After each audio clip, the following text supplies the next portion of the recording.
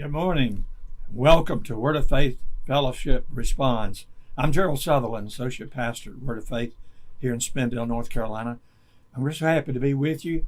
It's good to be able to come and share the things that God's done in our lives and continuing to do in our lives as we open our hearts to Him. And He wants to do it for you as well. Those of you that are listening, those of you that are watching by way of internet, just thank God for you. Thank you for coming. And we'd like to share some things that God's put upon our hearts today. I was reading last night in the book of Isaiah, chapter 65, and God spoke this personally to me many years ago, and I don't ever fail to go back and remind myself of these things on a regular basis. But God said through the prophet Isaiah, I was ready to be inquired of by those who asked not. I was ready to be found by those who sought me not. I said, here I am, says I am, to a nation that's not called on my name. I spread out my hands all the day long to a rebellious people who walk in a way that is not good, after their own thoughts. The first time I read that, it really went to my heart, and I wrote in the margin of my Bible, how sad. How sad to think that God, our Creator, the one that sustains us, that does all things good on our behalf, was waiting for us to ask Him, and we wouldn't ask Him. And I finally began to realize that was me. And so I began to read it this way. I was ready to be inquired of by you, Gerald, but you wouldn't ask me. I was ready to be found by you, Gerald, but you wouldn't seek me. I said, here I am, says I am to Gerald, but he wouldn't call on me. He wouldn't call on my name. I spread out my hands to you, Gerald, all day long, to one who is rebellious and been rebellious to me, who wouldn't walk in the way that's good, but he walked after his own thoughts. And God really began to show me how much He loved me and how much He wanted a relationship with me. Not just to know about Him, but to know Him personally. I found out that the word fellowship means a joint participation. That means Him fellowshipping with me fellowshipping with Him. And we've found out in recent years that that's the purpose and the plan of God for every one of us. I also reminded myself out of Jeremiah 29, where God said, Gerald, I know the thoughts and plans that I have for you. Thoughts and plans for your welfare and for your peace, and not for evil, to do you good, to give you hope in your final outcome. And I have hope today. I have hope because God has done so many things for me. How could I ever doubt Him? I'm so blessed today to have two precious brothers with me. They're brothers in the Lord, and we've known each other many years. I think I met Michael. This is Michael Henderson, Mitchell Henderson. I met Michael first about 27 years ago. Yeah. And he began to come to our church. Linda and I pastored in Greenville, South Carolina. He began to come because someone who was thoughtful enough and heard the voice of God to invite him to come and visit. And he's been with us ever since. And then about 3 years later, I met Mitchell. And Mitchell began to come to our church. And we've been close ever since then. So grateful to have him with us. And I'm going to ask Michael if he'll begin this morning by sharing some things. And Mitchell, whenever you have something, just speak right up, okay? Michael, just share with us about what's going on. Good morning, Rutherford County and Jim. Thank you for this opportunity to be able to come and share our testimony. That scripture Gerald just read kind of really defines mine and Mitch's life growing up. We were two young men that was raised up in church. We were, we was brought up in church. We had to go to church, just every Sunday. Anytime the doors was open, we went to church. But one thing that, looking back, I realized that, we didn't have a relationship with God. We went to church. We ushered, we sung on the choir. We were involved heavily in the church, but we didn't have that relationship with God. But also, there were places in our hearts where there was still the pull of the world. Because, you go to church on Sunday, but then Monday through Saturday, you live your life the way you wanted to live it. And that's not having a relationship with God, but that's the way We grew up. That's where we were brought up. You know, I grew up thinking that because of the good things that I did, I had a relationship with Jesus. I mean, you know, I went to church. I tried to do everything that's right and everything. I based my relationship with God on the things that I did, the works that I did, not out of knowing that I needed a true relationship with God. And I remember when we were younger, you know, me and my brother, we were raised up, we was in sports, we was involved in a lot of things. And you know, the things of the world started to have more of an influence on our life than the things of God. And through those places, we made a lot of decisions in our life. And one of the greatest decisions we made was, I remember my brother saying one day, and it was out of rebellion and defiance, but he made a statement one day. He said, when I get to be the age of 16, I'm going to do what I want to do. And I made a decision. I didn't say the words out of my mouth, but I went in agreement with him. Is that true, Mike Mitchell? Yeah. You know, like what Mike was saying, the pulls of the world was really on me. The sports, he played football. We was in a town, we lived in Easley, South Carolina, and football was a big thing there. And back to when me and Mike was younger, you know, being big, we were big boys then, and being big was not popular, you know, and, you know, people laughed at us and everything, but, you know, you try to find a niche to fit in somewhere. And, you know, people kept saying, you know, you ought to be playing football. And so we decided to play football because so that we could fit in with everybody. And that just start turning really, I mean, like he said, we grew up in church, but we just found ways to fit in with other people. And football was our ticket and everything. And I remember when, you know, all of my friends that I grew up with, none of them went to church like we had to. We had to go, like he said, every Sunday. I mean, we had to be there every Sunday. And I just really did not like that. I really wanted to be out with my friends, hanging out and everything. But my dad had his stickler. If we're gonna live in his house, we're gonna go to church. And I made that decision that when I get 16, because I figured when I get 16, I'm a man then. Nobody's gonna tell me what to do. I have a job, I have my own car, and nobody's gonna tell me what to do. And I didn't. And I decided that I was not gonna go to church. And when I turned 16, I'll never forget it. I didn't go to church, and my heart just really got harder and harder. And I mean, that's when I really believe that those are the places where the plan of God that God had in our lives, I believe that's when that was really being stripped right out of my heart. Is that about the same time for you, Michael? Yeah, I know that one of the things that when, you know, sports put in me, because when I was in 7th grade, I didn't want to play football. We played football through elementary school, but when I got 7th grade, I didn't want to play football.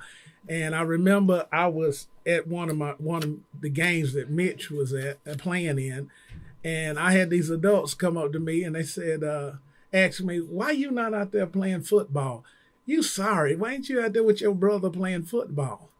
And I had 3 adults in that one night come, you know, I can't say they got together and planned that, but they all said the same words. And I made a decision right then that I was going to give my heart to playing football, giving sports and everything. But through that, it opened us up to, you know, one thing that I learned in sports is that you had to learn how to be mean to play football. You can't play football and be nice and sweet. You had to learn how to be tough and rough. and that was the way we grew up. It started forming and shaping our attitudes and everything, and it started bringing strife and separation between me and Mitch. We had, competition with each other, and it brought us to that place of where instead of having a relationship that God planned for us, we had a relationship of strife and fighting and everything, and it just came up in us, and I realized that through that, it started shaping us. I can realize today through that it started shaping us and making us to be something that God didn't create us to be. Right. I mean, we were mean, we were hard. Even outside of football, that's the way our personality was. Because when you practice being that way 4 days a week, then get out in the game and demonstrate it out on the field, and then you walk away, you come off that field and you're still the same way. And that became a part of us. And through that, we began to be exposed to a lot of things, pornography and everything, the alcohol. I didn't get involved with drugs, didn't have a desire for it, but I know Mitch got involved with drugs, and but we was one thing that on top of the anger and the rage and everything that was put in us when we played football, was also all of that rejection that we had in us when we was that was filtered all through that too. Yeah. And it really fed it. And it just, your whole desire was that you wanted to fit in with people and everything. And you did whatever it took. And I know that all of my friends, they were partying and drinking, and I started doing drugs, and it's just getting in all kind of relationships and things that was not. It was just stealing. It was the very fiber of the call of God that was in my life, that was in my heart. I remember you told me too that at one point you really had a dream of going on and playing professional football. Yeah, that was my main purpose. And then when my 12th grade year, I developed diabetes, and there was something that right in the middle of my football season, I developed diabetes. And this was something that it was working against my body. So therefore, my performance on the field was not the way I thought it needed to be, or the way the colleges and everything that were looking at us thought it should be. And it was like, I decided then that I was not going to take my insulin. All that rebellion and stuff. And when I graduated from high school, and you got the word that maybe you should just go into a 2-year college and come and then work your way back up, and then come try for the major colleges and everything. And that was such a real letdown in my heart right there. And I don't know. I would just that rage and everything, that disappointment and everything, and then I got into a relationship, and I had these plans that I had for my life that was totally from what God's plan was, and I was planning on going to college. Really the devil's plan, wasn't it? Right. Yeah.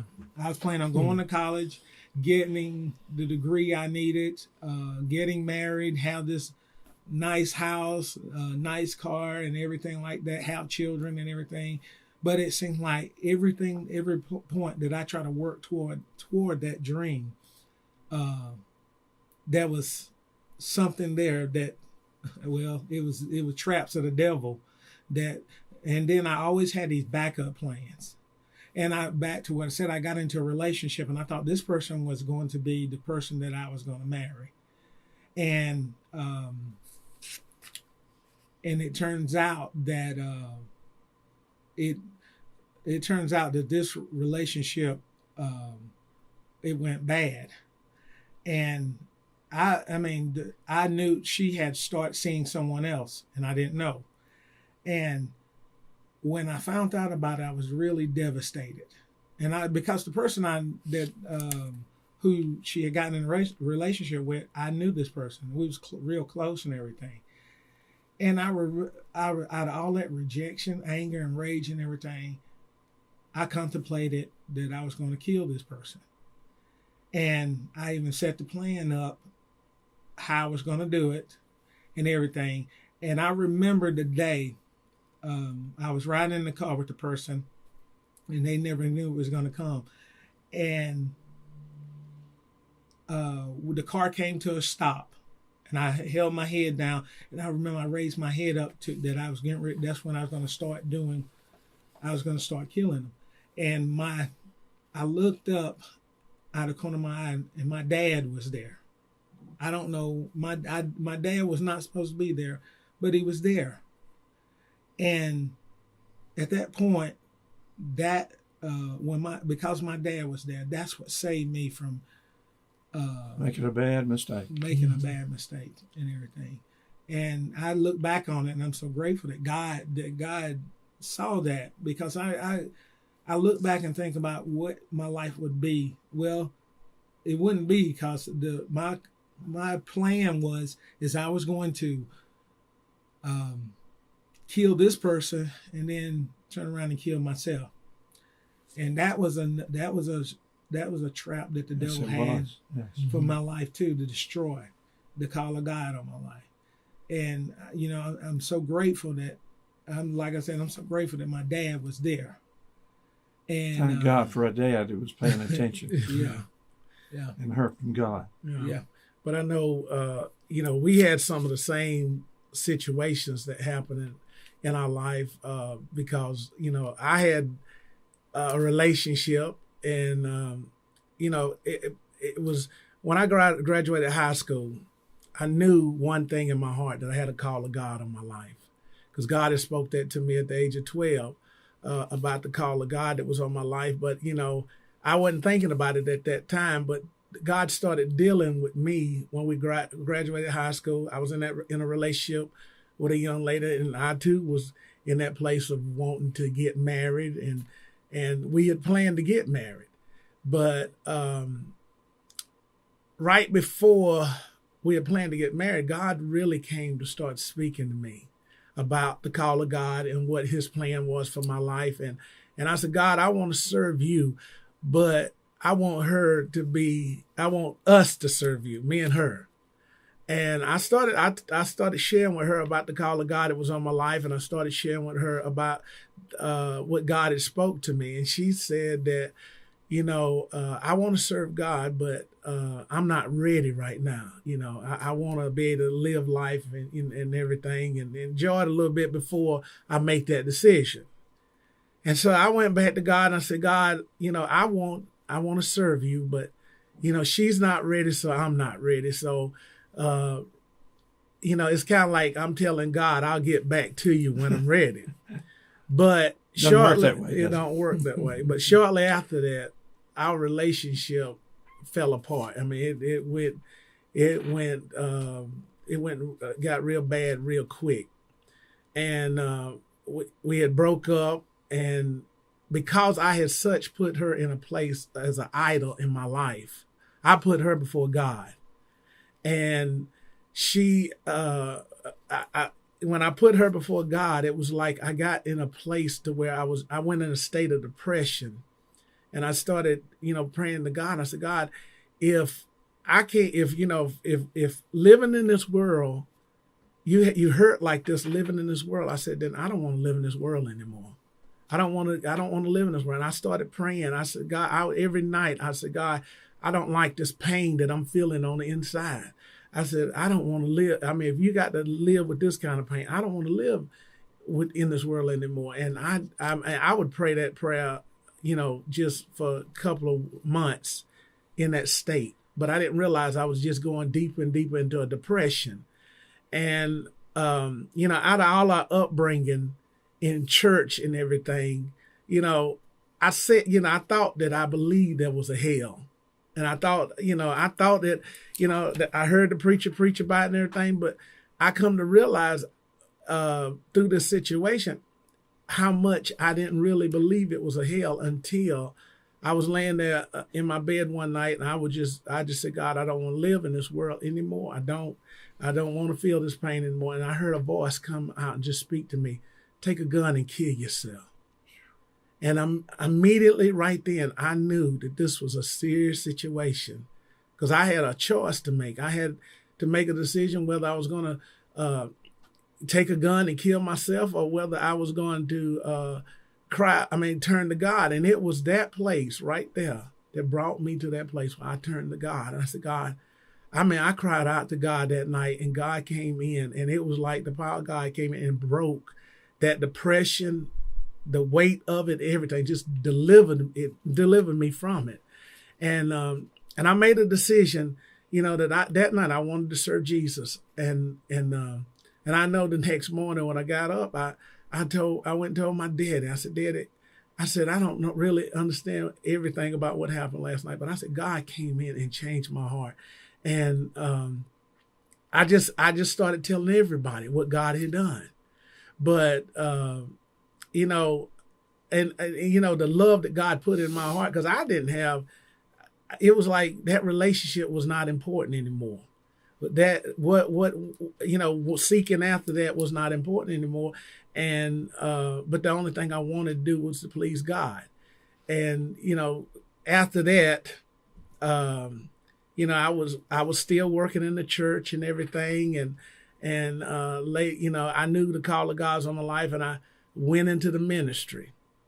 And, through that place of going into the ministry, I remember when I did my initial sermon, my oldest brother was, I asked him to give me words of encouragement. He was on the program to give me words of encouragement. And my brother said to me, he said, Mike, people are going to say all kind of things about you. But he said, but live your life so that what they say about you is not true. And when he said that, that so went into my heart. And I realized that, God, I don't want to be a minister just to be in word only. Because you'd seen enough of that. Yeah. I wanted to be a minister that truly loved God, that truly served God, and that wanted to help people come to know God. But I knew in my own life, there were still things that were in my life that I wanted to get free from. There were things that I gave my heart to, the pornography and all the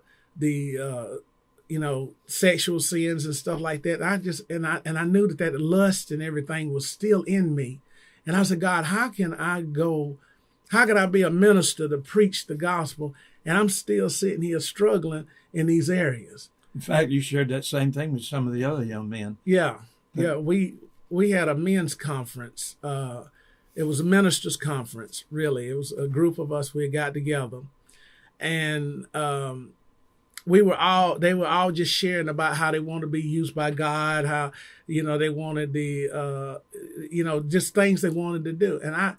And when they came to me, and I would just sit there, I said, God, I said to everybody, I said, let's be real in this room.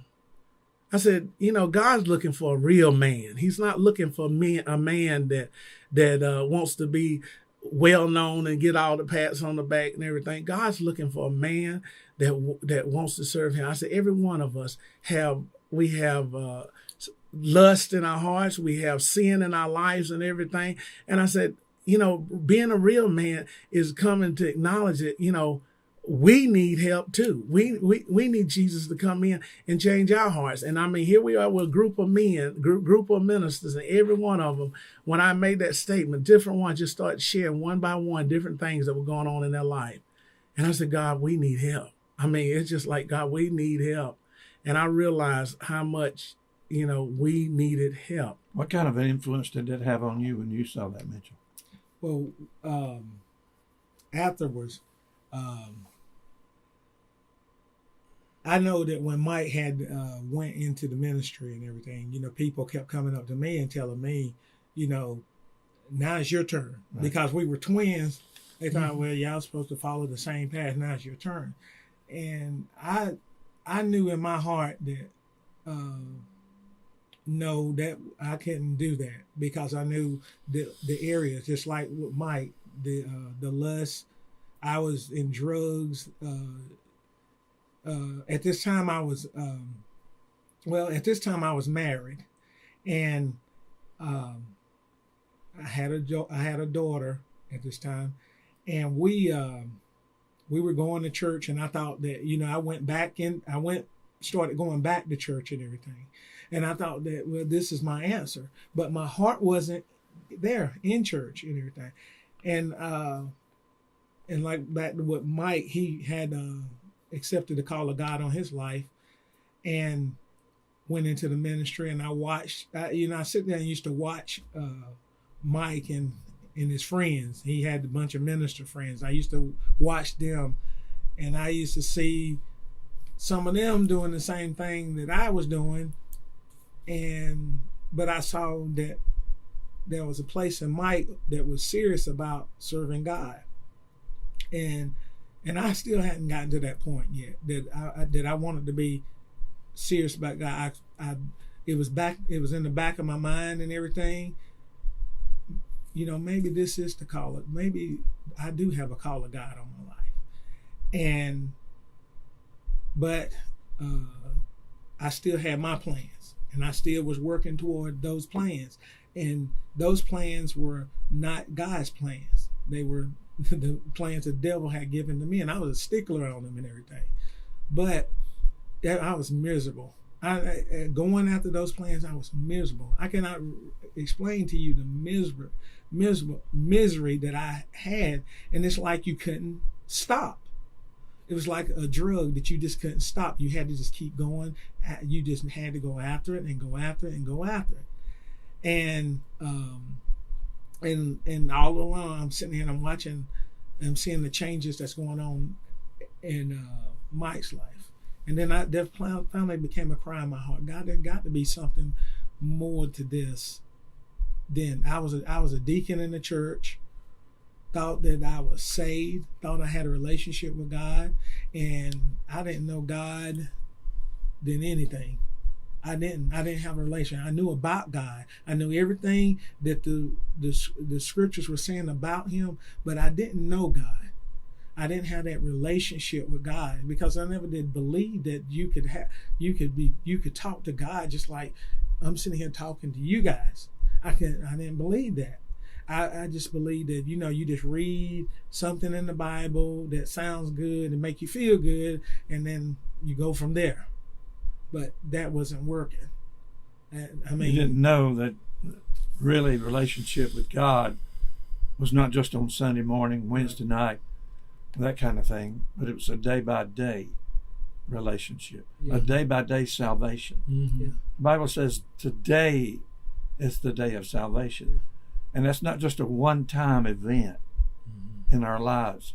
It means it begins with that. The drawing power of God come, and both of you experienced that, didn't you? Mm-hmm. You had convictions in your heart, even though you had the pulls of the world, even though, you know, there were things that you wanted to do that were not a part of God's plan. And yet somehow there was a conviction in your heart that there was more to it. There was more that God had. And I'm sure there are many others that are listening this morning or watching by way of internet who've been in the same place that you guys have been in, being torn between two, and as the Bible says, halting between two opinions. And if God is God, then serve God. And that means serve him with all of your heart. But if the devil's God, then serve him. Well, he's not. And he's proven it over and over and again. But God has proven to us time and again how much he loves us and what it means to serve him. And just knowing every day when you wake up, God, this is your day. This is the day that you've made. It's the day of salvation for me. And I want everything that you have for me. Day by day, moment by moment, hearing the voice of God, submitting to that. And I know we're out of time, and we'll come back on Monday, and we'll share some other things that God has done in your lives so that others can be encouraged. Because if God can change your hearts, he can change their hearts. So glad to be with you today. Thank you for watching and listening. We encourage you to come back and be with us on Monday morning at 8:30 to 9 o'clock where the Word of Faith responds. And what we're responding to is what God has done to change our lives. God bless you. Have a great day.